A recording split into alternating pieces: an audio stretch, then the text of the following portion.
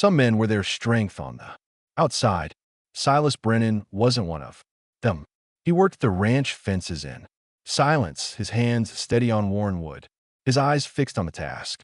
When the other ranch hands laughed and pointed, calling him names they thought he couldn't hear, he never looked up, never responded. They saw a quiet man raising a boy alone, and they mistook that quietness for weakness. But there was something they hadn't noticed yet. A strange scar on his forearm. 3 parallel lines that didn't look like any work accident. And every afternoon, around the same time, he'd stop what he was doing and stare west toward the distant hills as if waiting for something. His son Jamie watched him with knowing eyes that seemed too old. For 6 years, the boy never seemed afraid, not even when the men got loud. That morning, 3 of them had cornered Silas near the barn. Tomorrow they'd learn. When the sun rose tomorrow, they'd understand what it meant to push a quiet man too far. That morning started like any other. Silas mended the fence along the north pasture, his hands moving with practiced efficiency. The wood was old, splintered in places, but he worked carefully, replacing each rotted post with quiet determination. Reed Calloway watched him from across the corral, his arms crossed, a sneer pulling at his mouth. 2 other ranch hands stood beside him, Boone and Tate, both grinning like men who'd found easy prey. Look at him, Reed said loud. Enough to carry. Man can't even look you in the eye when you talk to him. Boone spat into the dirt, probably scared. We'll see right through him. They'd been at it for weeks now. Little comments, shoves when they passed him in the barn, taking his tools and pretending they'd forgotten where they put them. It had started small, but lately it was getting worse. Silas didn't react. He finished hammering the last nail, tested the post for stability, then gathered his tools. Without a word, "Hey," Reed called out. "I'm talking to you." Silas paused. For just a moment, his hand moved to his forearm, fingers brushing over the scar, hidden beneath his sleeve. Then he turned and walked toward the bunkhouse, his shoulders set, his pace unhurried. Behind him, the men laughed. But there was something they didn't know. Every afternoon around the same time, Silas would stop whatever he was doing and look west toward the distant hills that stretched beyond the ranch property. He'd stand there for a full minute, scanning the horizon, then go back to work. Jamie, his 6-year-old son, would watch him during those moments. The boy had his father's quiet demeanor, but there was something else in his eyes, a kind of knowing, a kind of calm that didn't belong to a child who'd lost his mother and lived in a bunkhouse with men who hated his father. That evening, after the work bell rang, Silas walked back to the small cabin they shared at the edge of the property. Jamie was sitting on the porch drawing shapes in the dirt with a stick. "They're getting louder," Jamie said without looking up. Silas knelt beside him, resting a hand on the boy's shoulder. "I know. Are you going to do something?" Silas didn't answer right away. He looked out toward the hills again, his expression unreadable. "I won't have to," he said. Finally, Jamie nodded as if that made perfect sense. Inside the cabin, Silas pulled a small leather pouch from beneath the floorboards. Inside were 3 things: a piece of flint, a bundle of dry grass, and a carved stone that bore markings most people wouldn't recognize. He held the stone in his palm for a long moment, then put everything back. Not yet, but soon, because Reed Calloway and his friends were planning something.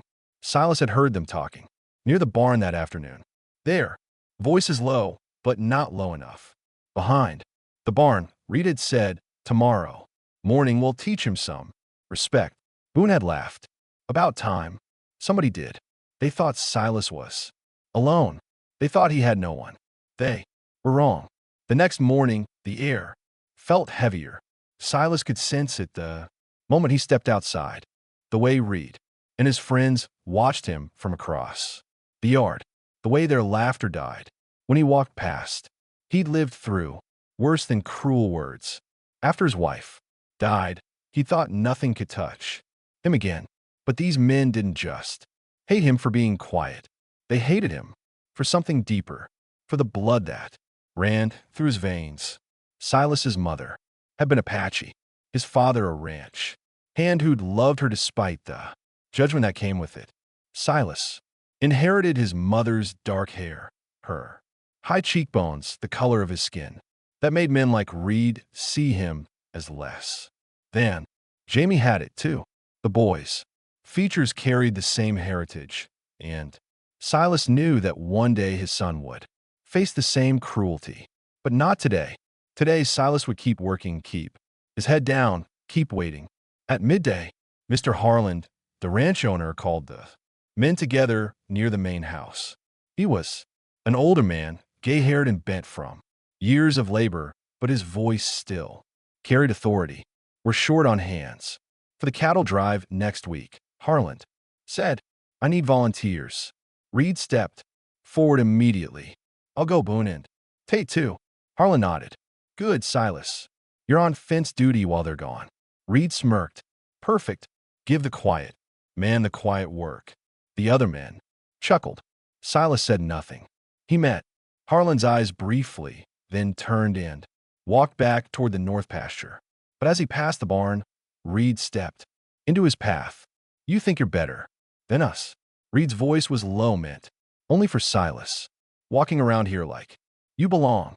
Silas stopped. He didn't look at Reed.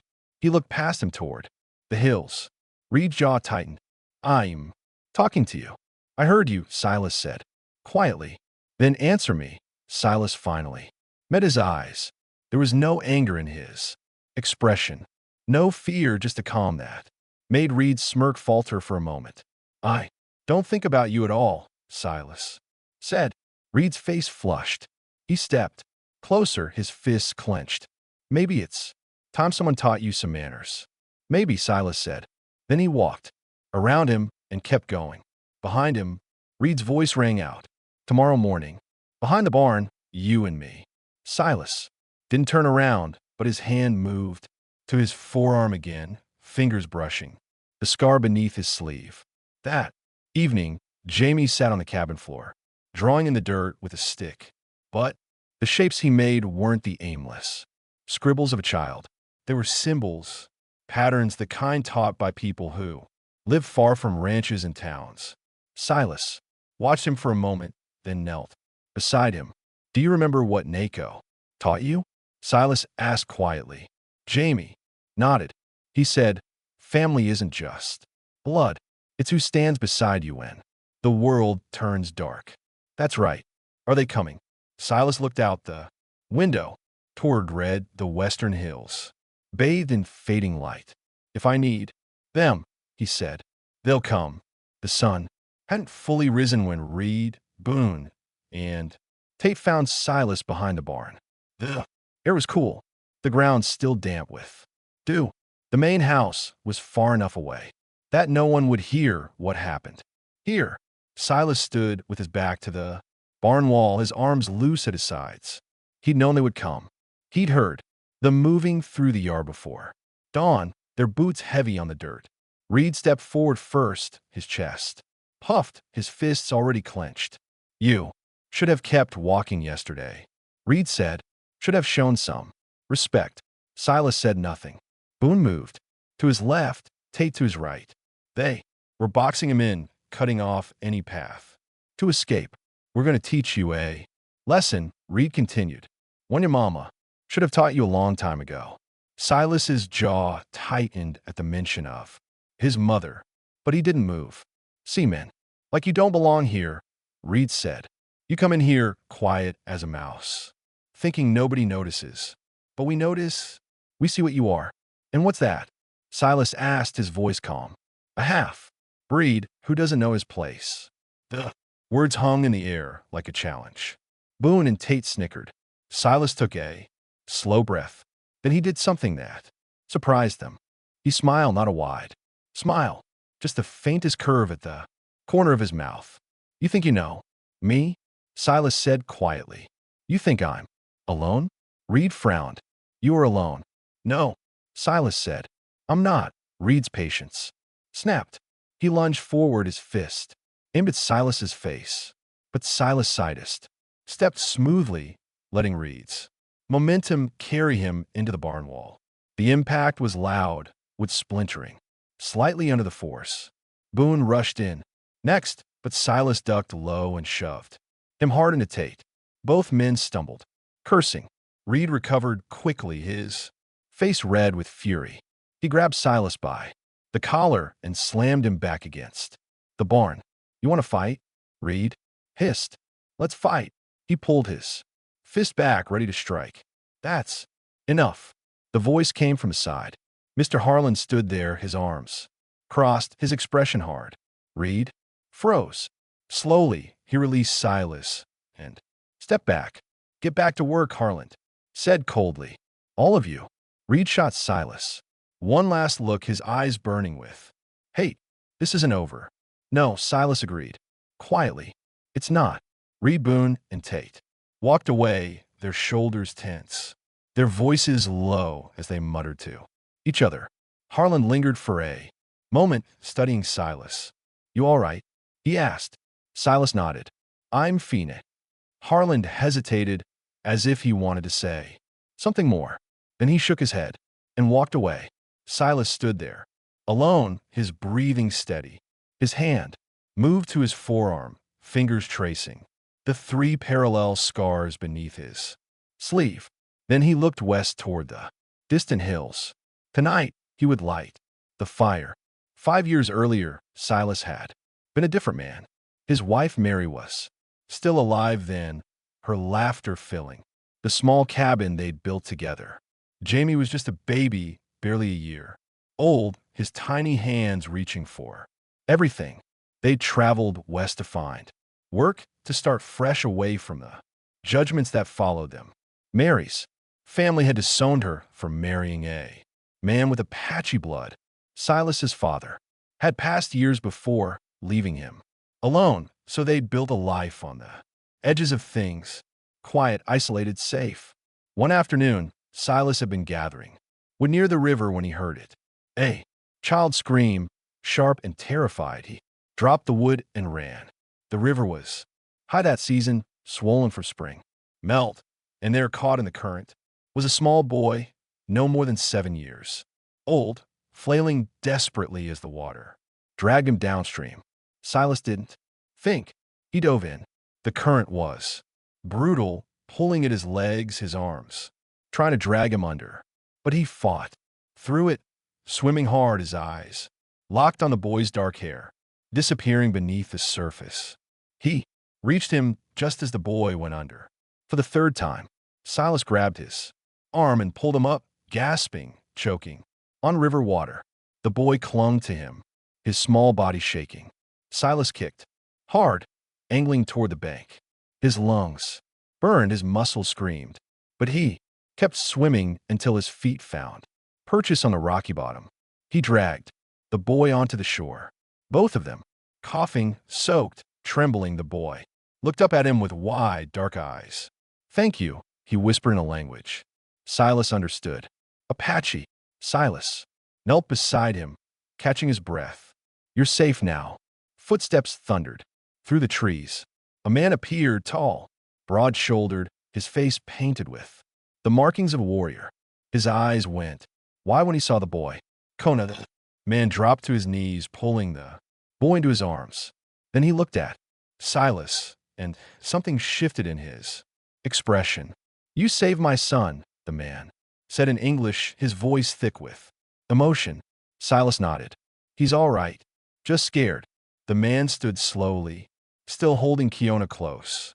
"My name is Nako. This boy is my only child." "Silas Brennan." Nako studied him for a long moment. Then he set Kiona down gently and reached for the knife at his belt. Silas tensed, but Nako didn't move to attack. Instead, he drew the blade across his own forearm. 3 quick lines that welled with blood. Then he held the knife out to Silas. "Blood for blood," Nako said. "You gave my son his life. I give you mine." Silas understood. What was being offered? A bond, a promise. He took the knife and drew it across his own forearm. 3 lines, mirroring Nako's. They pressed there, forearms together, blood mixing. "If you ever need me," Nako said, his eyes fierce, "you light a fire. 3 flames. 2 low, 1 high. I will come and I will bring my people." Silas had nodded, not fully understanding the weight of what had just been offered, but he understood it now. That night after Jamie was asleep, Silas stepped outside, into the darkness. The ranch was quiet. Most of the men had gone into town for the evening. Reed, Boone, and Tate were likely drinking, celebrating what they planned to do come sunrise. They'd made it clear behind the barn. At dawn, they would finish what they'd started. But Silas had no intention of facing them alone. He walked to the clearing behind the cabin, away from prying eyes. The ground was dry, the grass short. Perfect. He knelt and began to arrange the wood he'd gathered earlier. 3 piles, 2 small, 1 larger. He worked methodically, his hands steady despite the weight of what he was doing. This wasn't just a signal. It was a call to arms, a declaration that the peace he'd tried to maintain was over. When the wood was arranged, he took the flint from his pouch and struck it. Sparks flew. The dry grass caught quickly, flames licking upward into the night. One fire, then the second, then the third, taller than the others, its flames reaching toward the stars. Silas stood and stepped back, watching the pattern burn against the darkness. The light would be visible for miles. To anyone watching the western hills, the message would be clear. He stood there for a long time, waiting, and then he heard it. Hoof beats, faint at first, distant but growing louder. They came from the west, from the hills where the firelight couldn't reach. Dozens of them, maybe more. Silas's breath steadied. His hand moved to the scar on his forearm, fingers brushing the raised lines. They were coming. By midnight, the first riders appeared at the edge of the property, silent shadows on horseback. They didn't approach the cabin. They didn't need to. They spread out along the perimeter, forming a loose circle around the ranch. More came, and more. Silas watched from the cabin window as the numbers grew. 50, 100 more. Still, Nako had brought his people, not just a few warriors. He brought an army. Jamie woke and padded to the window, rubbing his eyes. "Are they here?" the boy asked softly. "Yes," Silas said. "All of them. All of them." Jamie leaned against his father's side, his small hand gripping Silas's shirt. "They won't hurt us, will they?" "No," Silas said. "They're here to protect us." Jamie nodded, satisfied. Then he yawned and climbed back into bed, asleep. Within minutes, Silas stayed at the window, watching the silent figures on horseback. They didn't move, didn't speak. They simply waited. Across the ranch in the bunkhouse, Reed Calloway lay awake, staring at the ceiling. He was thinking about tomorrow, about the look on Silas's face when they cornered him, about how satisfying it would be to finally put that quiet man in his place. He had no idea what was waiting outside in the darkness. No idea that by sunrise, everything would change. The sun broke over the horizon slowly, painting the sky in shades of gold and red. Reed Calloway stepped out of the bunkhouse, stretching his arms, a grin already forming on his face. Today was the day. Boone and Tate followed him, both of them, laughing about something one of them had said.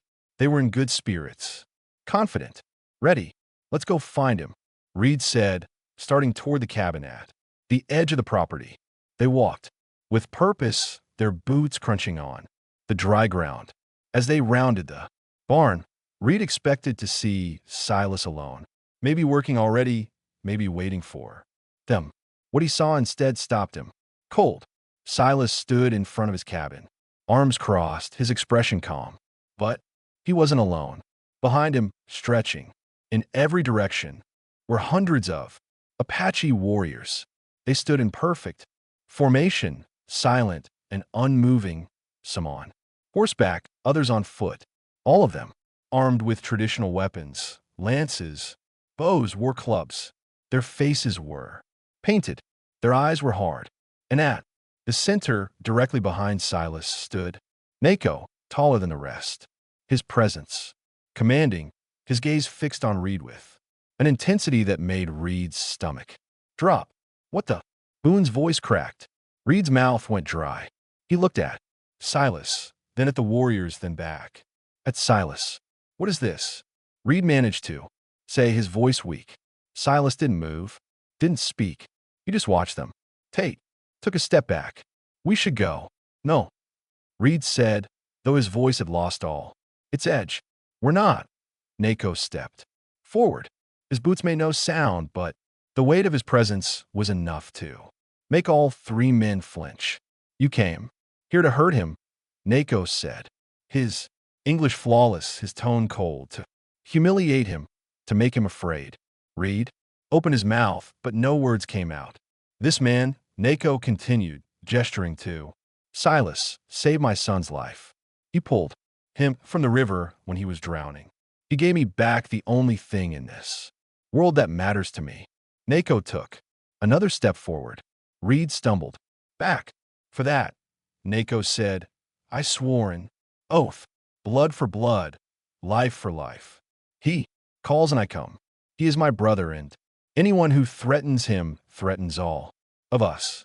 The warriors behind him shifted slightly, a subtle movement that reminded Reed just how many of them there were. You wanted to teach him respect, Nako said, but you're the ones who need to learn. Reed's hands were shaking. Boone had gone pale. Tate looked like he might be sick. Silas finally spoke, his voice quiet but clear. You have a choice, he said. Leave this place today and never come back. And if we don't, Reed's voice was barely a whisper. Nako smiled, but there was no warmth in it. Then you won't leave at all. The silence that followed was deafening. Reed's legs felt like they might give out beneath him. He'd faced angry men before. He'd been in fights, thrown punches, taken hits. But this was different. This wasn't a fight. This was a reckoning. We didn't know, Reed said, his voice cracking. We didn't, you didn't. No, because you didn't care to know. Nako interrupted. You saw a quiet man and thought him weak. You saw his son and thought him defenseless. You were wrong. Boone took another step back, his eyes darting to the warriors on either side. Well, go. Well, leave. Right now. No, Nako said sharply. Not right now. You will pack your things. You will take your horses, and you will leave this territory entirely. If I hear that you've stayed anywhere, within 3 days right of here, my warriors will find you, and next time there will be no words, only action. Tate's voice shook. We understand. Nako turned to Mr. Harland, who had emerged from the main house, his face pale, his eyes wide as he took in the scene before him.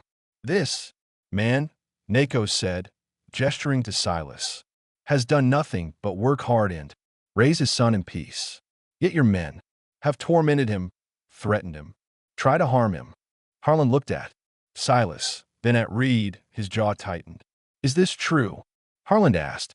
Reed couldn't meet his eyes. Get off my property, Heron said coldly.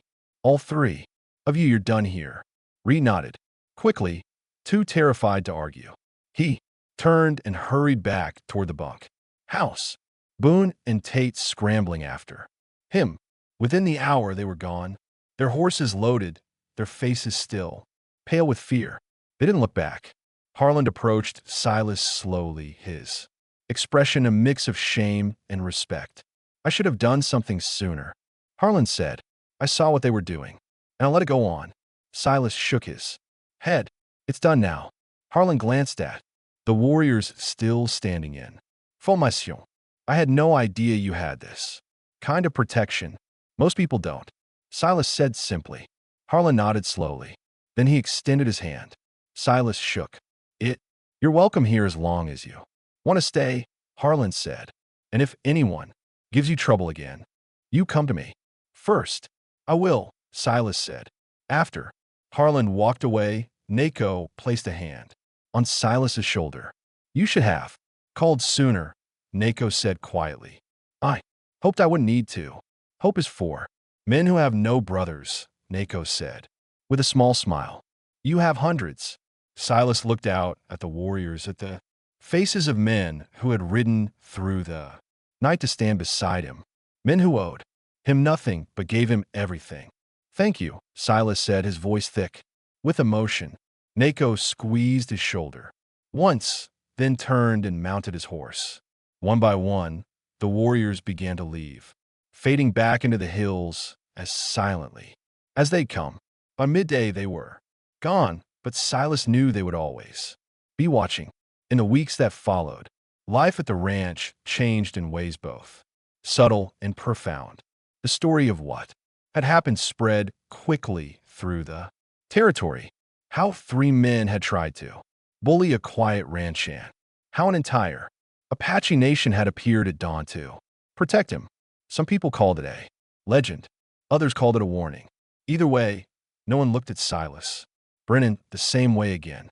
The new ranch hands who came to replace Reed and his friends treated Silas with a careful respect. They nodded when they passed him, asked his advice on fence work and livestock, listened when he spoke. Jamie grew bolder too. He walked with his head higher. He laughed more. He no longer watched his father with worry in his eyes. One evening, as they sat on the porch watching the sunset over the western hills, Jamie asked the question that had been on his mind for weeks. Will they come back? Reed and the others? Silas shook his head. No, they're too afraid. And if someone else tries to hurt us, then no will come. Again, Silas said simply. That's what brothers do. Jamie nodded, satisfied. Mr. Harland approached them then, his hat in his hands, his expression thoughtful. Got a question for you. Silas, Harlan said. What's that? How'd you know they'd come? The Apache. How'd you know they'd show up when you needed them? Silas was quiet for a moment. Then he pulled back his sleeve, revealing the 3 parallel scars on his forearm. Because I gave something that mattered, Silas said. And so did they. Harlan studied the scars, then nodded slowly. A man with that kind of loyalty is a rare thing, Harlan said. I am glad you're here. He tipped his hat and walked back toward the main house. Jamie leaned against his father's side. Are we safe now? The boy asked. Yes, Silas said. We're safe. And for the first time in years, Silas believed it. The quiet man who'd been underestimated, mocked, and threatened had proven something those cowboys would never forget. Strength doesn't always come with loud voices and clenched fists. Sometimes it comes in silence, in loyalty, in bonds forged through sacrifice. Silas Brennan wasn't alone. He never had been. And anyone who thought otherwise learned the hard way that some men carry armies in their blood. If you enjoyed this story, click the video on your screen now to watch another unforgettable tale where courage and destiny collide in ways you never expected. Don't forget to subscribe and consider leaving a super chat to help us keep bringing you more stories like these. Your support means everything.